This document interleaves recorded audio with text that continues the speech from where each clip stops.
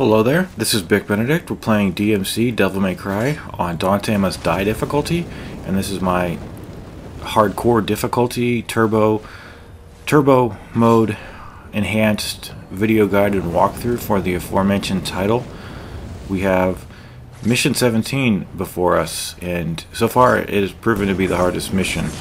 It starts off with this wave here. You've got this rage, so launch him up in the air, strike him off until he gets propelled backwards, and you get an environmental kill. And then this guy here, since he's the one left, he'll do the spin across the screen, which takes off I think 5 of your health slots. So it's a challenging wave, and at some point I think we'll have some bigger enemies coming. So you can use your devil trigger here. Yeah, that's like 5 or 6, I think, health slots. There are 2 health pods over here to pick up for yourself as well. And this was just a hard situation. Both this fight and the fight at the end were hard for me because of the rages. The rages I find to be very difficult enemies to deal with.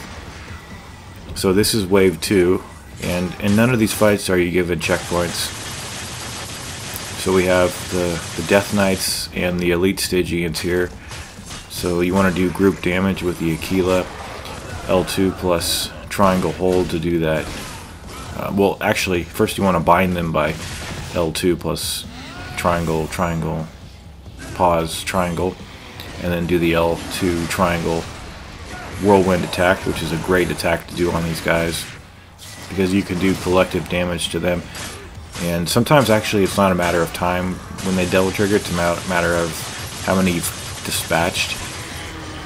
So that's one of the factors sometimes. I think it came into play here actually. So I would say that this chapter is bookended by difficult fights. So we're gonna get some health before the next wave drops in. Here and here, and I'm gonna finish these guys off with the drive, I believe. So this wave is not so bad. I think it's just finishing up the fight in the next wave that's kind of problematic. And I think it's a butcher, if I'm mistaken. You'll have to pardon me. But I did find the lost soul that I was missing, so I did pick up the trophy. Okay, we've got some Stygians and a butcher. So you can use the Trinity Smash to deal massive damage on him, and use the devil trigger, because you will have the opportunity to fight a couple more foes and build up your devil trigger. Missed that one right there, which is unfortunate.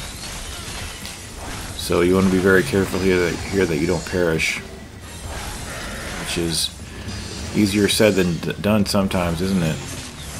Okay, so we did get the demon evade off that, and that helped us win that battle. And then once you kill this guy here, it looks like this chapter has a lot of areas to explore, and it does have a few, but by and large, sorry for all the colloquialisms either, it does have a linear path to go. So I'm gonna take the damage of that fire sometimes, and we're going to go up here, and a Ravager is going to greet us, as well as a couple of Knights. I know for sure a Hell Knight and maybe 2 Hell Knights. Yeah, 2 Hell Knights and a Ravager. So you can use this buffering technique of the Rebellion's triangle, and then press R2 plus triangle, and you'll do the Trinity Smash. Hopefully you can knock everybody off the platform, and that won't be too bad for you. If you want to more stylishly kill those guys to get more devil trigger, go for it, because that will help you. So coming up here now, we have 2 Ravagers, and we're gonna do the same thing. You can run past these guys, but the camera is going to auto-correct and compensate for their presence, and it's going to screw you up when you're trying to do the platforming. There really is nothing more annoying than that, but it happens. So you might as well just dispatch those enemies. They're not very difficult. Plus you'll build your devil trigger up. So wait until the curtain of flames fall down, and we're going to be doing some air acrobatics over here. And I think we're coming up on the final fight, so this is not a long chapter whatsoever. And it's just a three-way fight. You've got a collection of Stygians to begin with, as well as a Frost Knight. So you want to be doing the Aquila techniques that I've been prescribing here, which is, like I said, bind them, L2, triangle, triangle, delay, triangle, and then do this to get your stylish points up to S. And there are 2 hanging health pods over here.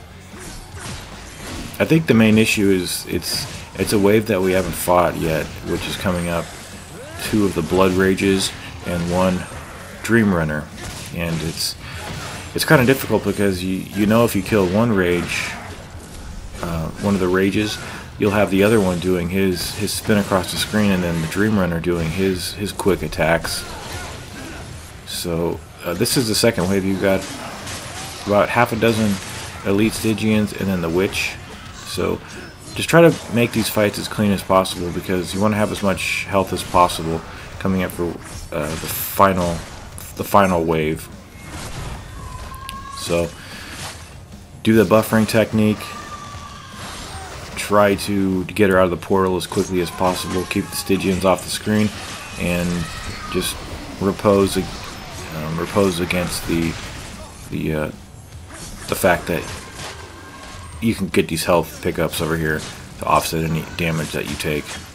So when she's out of her portal and she's throwing those spikes at you, just make sure you get on her as quickly as possible so that the spikes disappear and you don't have to deal with them.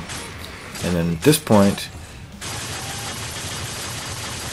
as we're getting ushered into the final wave, we'll leave those enemies there for the time being and then collect this HP, which isn't much, but it's still a little bit of an assist, so to speak. And then see, you've got 2 of the rages coming up, and they flank this Dream Runner here.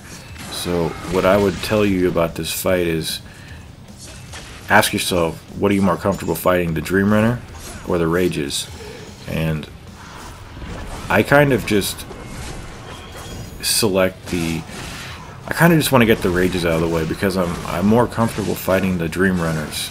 So for all my best efforts here, I was trying to launch these guys, and see, when they have that red fire on their bodies, you can't launch them with anything other than the Erics, and it takes time to do that charge, whereas with the Rebellion it's just a quick launch. So what we need to do now is, if you are not comfortable fighting the Dream Runners, just use the double trigger on the Dream Runner and then wait for the rage. But then you're gonna have to, I would just say, get the rage is the more dangerous component here, because he's going to be doing his attacks across the screen, and his attacks take off far more than anything the Dream Runner does to you. So that's definitely the priority you want there. Try to keep the Dream Runner off the screen. I know that he sneaks on the screen. It's one of the drawbacks to that enemy. But once the other rage is gone, then you can just focus on having an uninterrupted time with this guy and do your charges. You want to do the level 2 charge, ideally. Bait him into doing that so you can parry with the Demon Evade, get your buff, come down on him hard, and get your charges. When he teleports, let loose, and he should be a dead son of a bitch before too long. And it's a tough fight, it really is.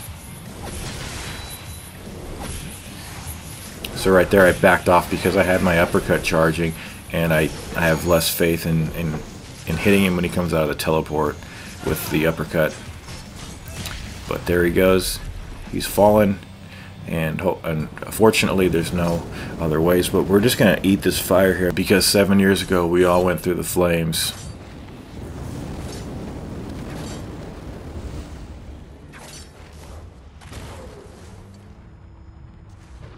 Take care.